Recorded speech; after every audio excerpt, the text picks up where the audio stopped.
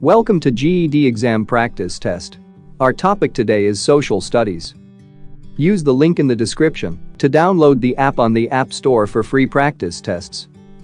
Number 1. What is the term for the ability of a ruling body to influence the actions, behavior, and attitude of a person or group of people? A. Politics. B. Power. C. Authority. D. Legitimacy.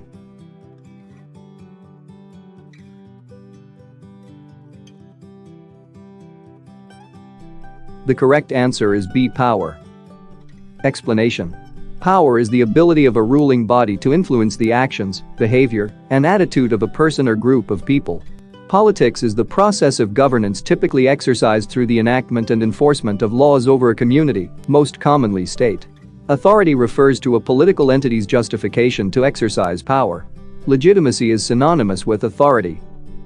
Number 2. Which of the following is not a shared characteristic sufficient to form a nation? A. Culture and traditions. B. History. C. Sovereignty. D. Beliefs and religion.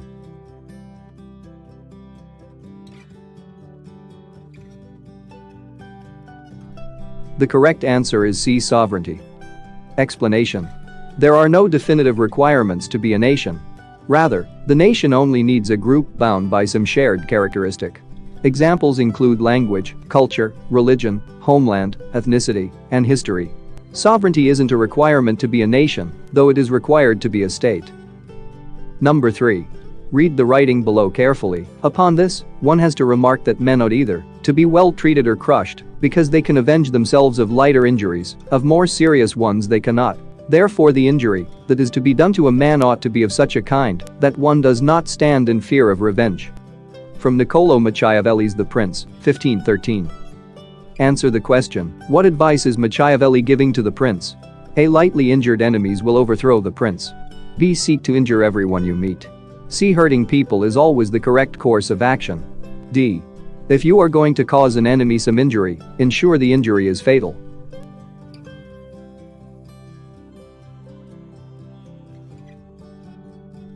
The correct answer is D. If you are going to cause an enemy some injury, ensure the injury is fatal. Explanation.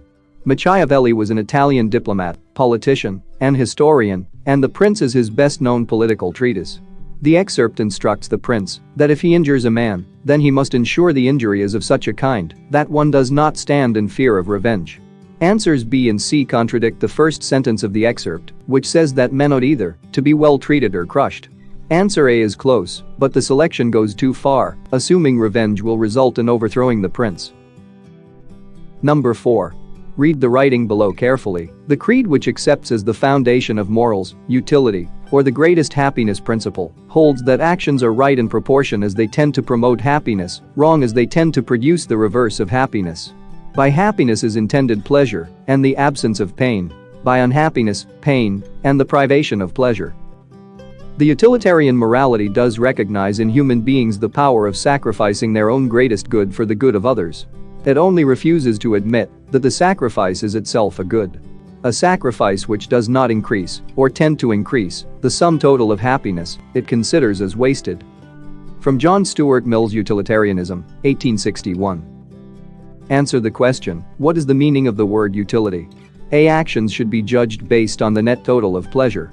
B. Actions requiring sacrifice can never be valuable.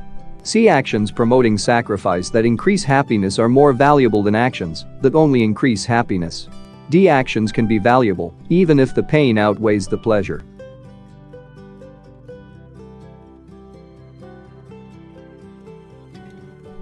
The correct answer is A. Actions should be judged based on the net total of pleasure. Explanation. John Stuart Mill was an English philosopher and political economist who advocated for utilitarianism and women's rights. In the excerpt, utility is defined as actions that are right in proportion as they tend to promote happiness, wrong as they tend to produce the reverse of happiness. The excerpt then explains that happiness is measured by pleasure and the reverse is pain. Therefore, Mill calls for actions to be evaluated based on the net total of pleasure. Number 5. Read the writing below carefully. The history of all hitherto existing society is the history of class struggles. Freeman and slave, patrician and plebeian, lord and serf, guildmaster and journeyman, in a word, oppressor and oppressed, stood in constant opposition to one another, carried on an uninterrupted, now hidden, now open fight that each time ended either in the revolutionary reconstitution of society at large or in the common ruin of the contending classes. Let the ruling classes tremble at a communistic revolution. The proletarians have nothing to lose but their chains. They have a world to win. Workingmen of all countries unite. Karl Marx and Friedrich Engels, The Communist Manifesto, 1848. Answer the question, what's the main idea presented in the excerpt? A. Working men are morally superior to the ruling class. B. Every society will come to an end at some point. C. History is defined by class struggle, and working men must now unite and fight the ruling class to gain freedom. D. Working men are in the same position as the slave, plebeian, serf, and journeyman.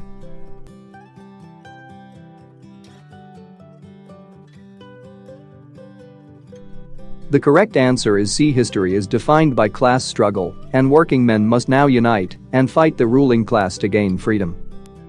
Explanation. Karl Marx, a philosopher, social scientist, historian, and revolutionary, is considered the father of communism.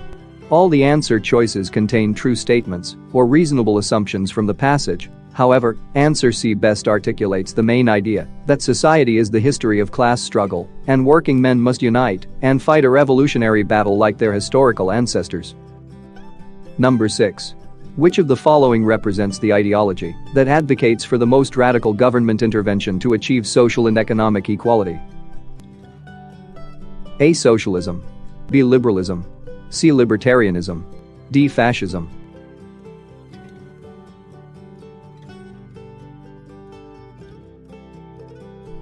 The correct answer is A. Socialism. Explanation.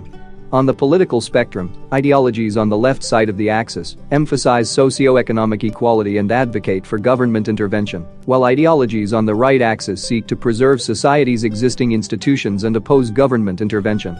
Therefore, the answer will be the farthest left on the axis, making answer A correct. Number 7. Which of the following represents the ideology that prioritizes stability and traditional institutions within a culture? A. Socialism. B. Liberalism. C. Conservatism. D. Libertarianism.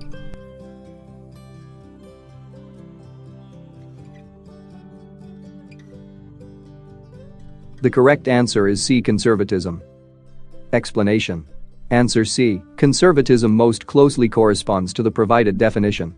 Conservatism prioritizes traditional institutions. In general, conservatives oppose modern developments and value stability. Socialism and liberalism both feature the desire to change the government to increase equality.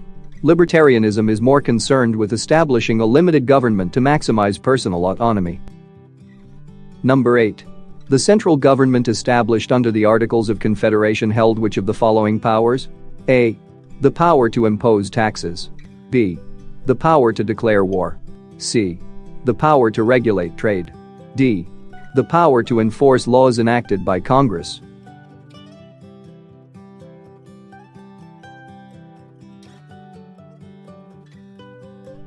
The correct answer is B.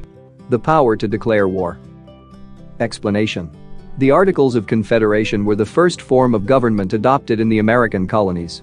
Under the Articles of Confederation, the central government, the Continental Congress, was granted very limited powers, rendering it largely ineffective. Although the choices describe what would appear to be basic functions of government, the central government could only declare war. Number 9. Which of the following terms best describes the missing title? A. Reserved powers. B. Implied powers. C. Delegated powers. D. Concurrent powers.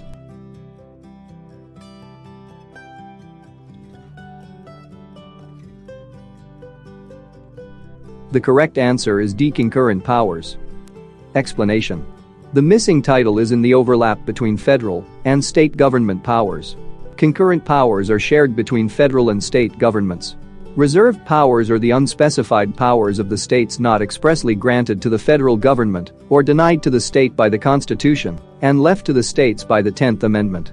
Implied powers are the unstated powers that can be reasonably inferred from the Constitution. Delegated powers are the specific powers granted to the federal government by the Constitution. Number 10. Read the writing below carefully. Ambition must be made to counteract ambition. The interest of the man must be connected with the constitutional rights of the place. It may be a reflection on human nature that such devices should be necessary to control the abuses of government. But what is government itself but the greatest of all reflections on human nature? If men were angels, no government would be necessary.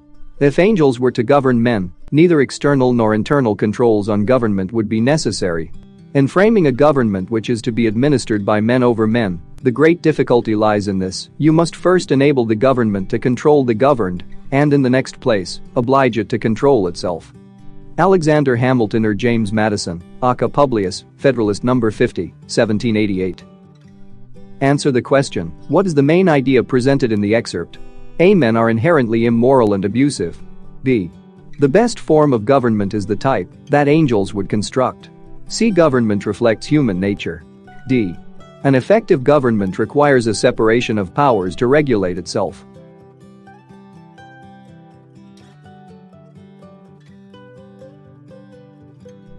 The correct answer is D. An effective government requires a separation of powers to regulate itself.